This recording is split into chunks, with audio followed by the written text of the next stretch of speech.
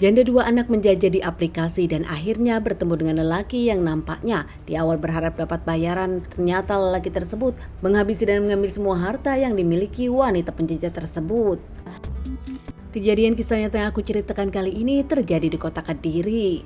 Seorang wanita muda bernama Iva Yunani berusia 33 tahun, warga Kediri, Jawa Timur. Pernah 2 kali menikah namun bercerai, Iva sendiri punya 2 orang anak dari pernikahannya. Usai bercerai dari sang suami, Iva sendiri lebih memilih kerja untuk keluarganya. Namun karena memang Iva tak sekolah bagus, Iva sendiri memilih pekerjaan menjadi penjajah di sosial media.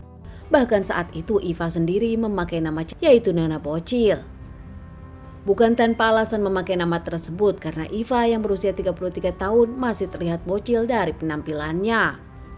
Pintar bicara, bahkan Iva sendiri punya banyak tamu. Kerap memancing pelanggan di sosial medianya, bisnis Iva sendiri ini adalah bisnis sendirian. Keluarga Iva sendiri nampak tak tahu pekerjaan Iva. Mengingat karena Iva sendiri kalau pulang ke rumah selalu berkerudung, di lingkungan keluarganya pun Iva dikenal sebagai wanita baik-baik. Punya banyak pelanggan di aplikasi, namun Iva sendiri punya banyak pelanggan tetap. Salah satunya Iva sendiri berkenalan dengan seorang laki-laki berasal dari Jombang bernama Wahyudin Mahardika. Wahyudin sendiri biasa dipanggil Dika, panggilan nama hitsnya. Dika sendiri adalah seorang mahasiswa yang ternyata akan lulus. Dika sendiri berkomunikasi dengan Iva hingga akhirnya tawar-menawar. Di aplikasi tersebut mereka berjanjian 500.000 per jam.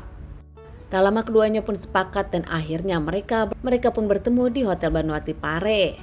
Iva saat itu mengobrol dengan Dika dan tak lama keduanya pun melakukan. Hingga akhirnya usai melakukan mereka pun pulang ke rumah masing-masing. Mengenal Iva lewat sosial media, Dika yang seorang mahasiswa ini nampaknya merasa puas dengan penampilan Iva bahkan dengan pelayanan Iva saat itu. Seminggu kemudian karena nampaknya Dika ingin lagi, Dika pun menghubungi Iva. Tak lama Dika pun menawarkan kepada Iva kalau dirinya ingin main 3 kali dan hanya bisa membayar 1 juta saja.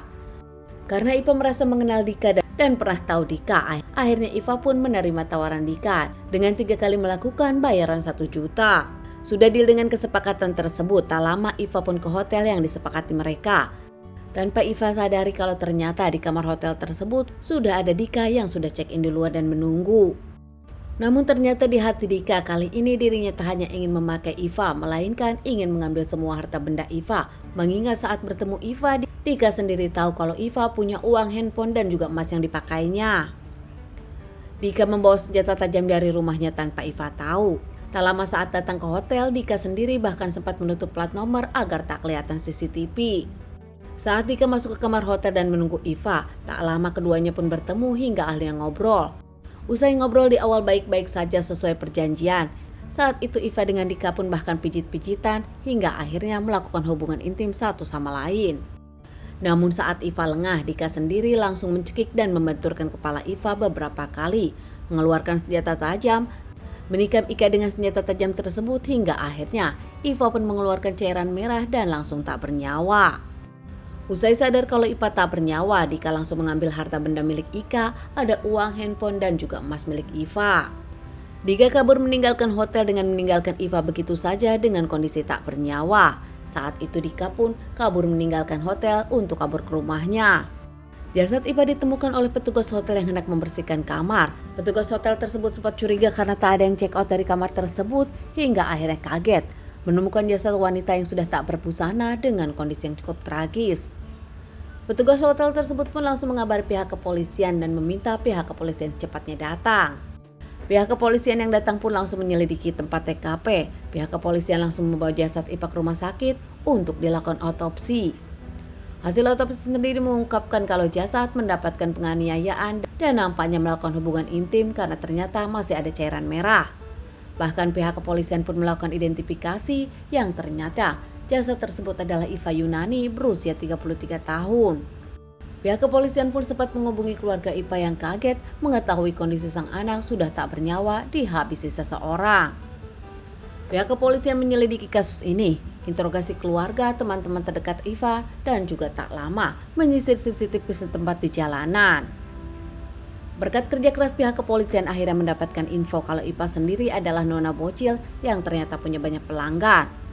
Bahkan tak lama pihak kepolisian berhasil mengamankan Dika di tempat pelariannya. Di awal Dika sendiri membantah semua yang dituduhkan, namun ternyata dengan bukti-bukti yang ada, Dika akhirnya mengakui kalau dirinya lah pelakunya. Motifnya akhirnya Dika mengungkapkan saat itu dirinya tak punya uang dan terpikir dirinya ingin menghabisi Iva dengan mengambil harta benda yang dimiliki Iva. Mengingat Iva punya banyak pelanggan, penghasilannya banyak, Iva sendiri punya harta benda. Diamankan terkait permasalahan ini, Dika pun menjalani persidangan. Dika akhirnya terancam hukuman vonis 15 hingga 20 tahun penjara. Jasad Iva sendiri dikembalikan ke keluarganya usai dilakukan otopsi. Jasad Iva dimakamkan di TPU Pemakaman Umum dekat rumah keluarga Iva. Sementara keluarga Iva tak tahu apa pekerjaan Iva. Selama ini Iva hanya mengungkapkan kerja di salah satu toko. Kehilangan Iva untuk selamanya, keluarga kini cukup kesulitan membesarkan kedua anak Iva yang ditinggalkan suami-suaminya. Teman-teman, sekian dulu bahasan kasus yang aku bawakan kali ini. Semoga ini bisa dijadikan pelajaran untuk kita dan ditunggu bahasan kasus-kasus selanjutnya.